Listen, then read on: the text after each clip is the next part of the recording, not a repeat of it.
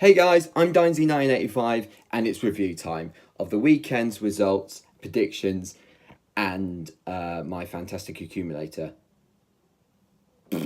Anyway, so with the perfect scores we managed to get a new record of 3 out of 10.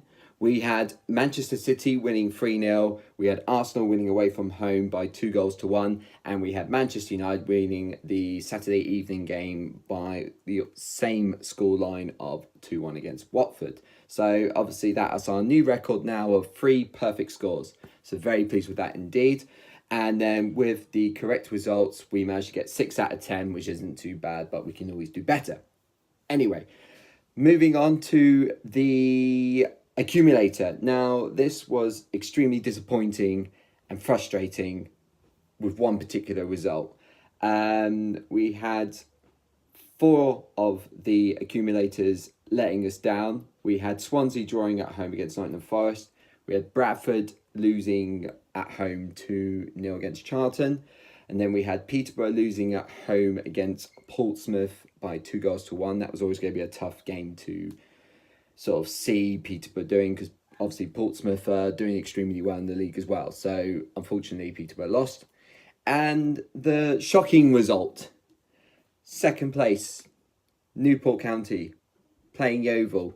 You'd think, yeah, should be one in the bag, should be okay. No, they lost 6-0 at home against Yeovil. What are you supposed to do? What are you supposed to do? So extremely frustrating with that. But, you know, there's always next weekend, which is this weekend coming anyway. So, yeah. Just to quickly talk about the Brighton result on Monday Night Football. Oh, my God, thank God for that. Going 2-0 down again and rescuing a point with a last-minute penalty. Thank you, Glenn Murray. First half, we were extremely disappointing. Didn't play very well at all. We deserved to be losing at that point. And then when Southampton got the second goal, you pretty much think, well, that's game over. But obviously Shane Duffy got the headed goal to get us back in the game with plenty of time to go. And luckily the referee was on our side for the penalty decision at the last minute. I do think it was a penalty. I know a lot of people are going to be like, well, it's biased. And but I do think, obviously, with what we saw in the World Cup with VAR, when people holding each other and pulling each other and pushing each other and stuff, those were all fouls. So, you know, it's good to see that the referees in the Premier League don't necessarily need VAR to spot those and are able to make those kind of decisions in the last minute for obviously a big turning result, especially for Southampton as they've dropped points after a 2-0 lead. But for Brighton, very happy, would take a point. I probably said to a few people before the match started that I would take a point away to Southampton, so can't really complain whatsoever, especially being 2-0 down again. But we can't do this every weekend. We just can't. We can't do this, all right? We need to obviously learn from mistakes.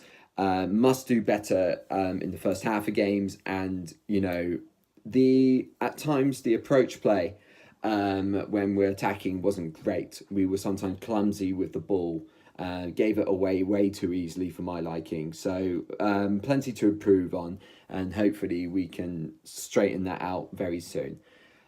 Unfortunately, the next 2 games is one against Spurs this weekend and then Manchester City. So try and get what we can, if anything at all, and then move on with the next fixture after that. But yeah, so 2-2, we'll take a point anyway. So anyway, that's the end of the video for now. If you like what you see, please subscribe to my channel, give us a like, share, whatever you fancy doing. But it'd be nice to sort of get the subscription up, sort of get the popularity going and see what we can do with the up and coming videos coming up. So yeah, that'll do for now. Have a good rest of the week. Cheers.